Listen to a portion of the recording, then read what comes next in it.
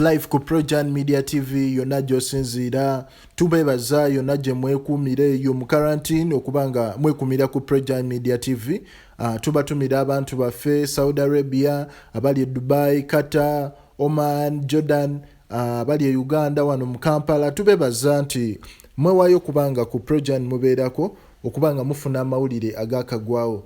Yes, embeera si nnungi mu ggwanga naye nga abantu abamu abagagga bagezaako okubaako engeri gye bayambamu abantu ba wansi.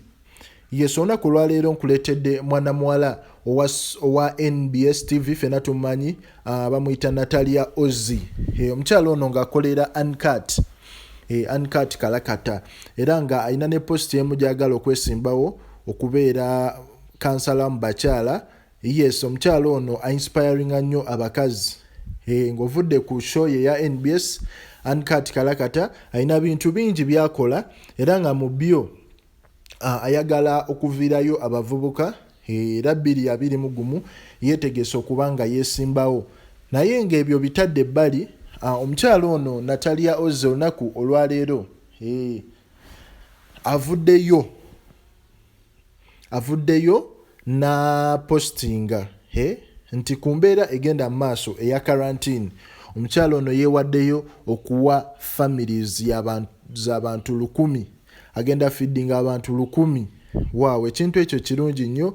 Abantu 1,000 bangi naye nga bambi ye avuddeyo ne yeeyama okuba nga agenda baliisa okusobola okuba nga bayita mu mbeera ya quarantine. Waaw, gw'alina ku ssente nga tolina kye waakoze si kibi naye yesaawa okulaga nti olumirirwa ku bantu kuba abantu bangi tubalabye mu mabaala n'agula omwenge gwa $45 million 3 naye nga alaga ku ssente. So nga bino ebimu ku biseera omuntu walina okulagira nti olina ssente by okuwa ku bantu bambi abatali bulungi. Naddala abantu ba wansi, abantu abali mu bisenyi eyo, abantu abali mu katanga, abantu abaavu abali mu byalo, okubanga kale tubagulira ku muceere ng'ogwo, ku nsawo za kawunga, bijanjaalo, ebintu ng'ebyo okusobola nabo bbaawo sabbuuni. Kwa bangi bambi tebalina access ku byo, abamu tebalina na zi TV kusobola tegeera nti ne Uganda abantu beeyongeddemu abalina obulwadde, abamu tebamanyi nti waliyo n'obulwadde. So twebaza abantu abalina omutima nga bwe gutyo.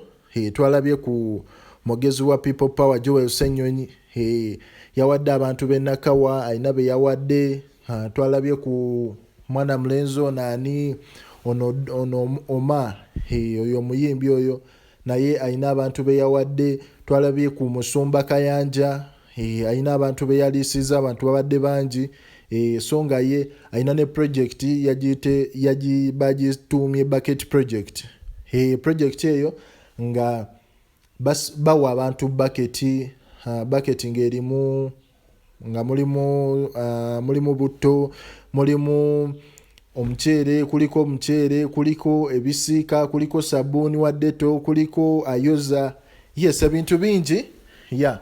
So kati ffenna gye tuli tubeebaza mwe abakoze ogw'omutima okubanga muwa abantu ne Lupareria Group twagirabye yawadde ku bantu awo. Kale yonna gy'osinziira mwebale kubanga muyamba ku bantu. Natalia Ozie tukwebaza ogw'omutima gwe wakoledde abantu baffe. Projan Life commentinga, subscribinga.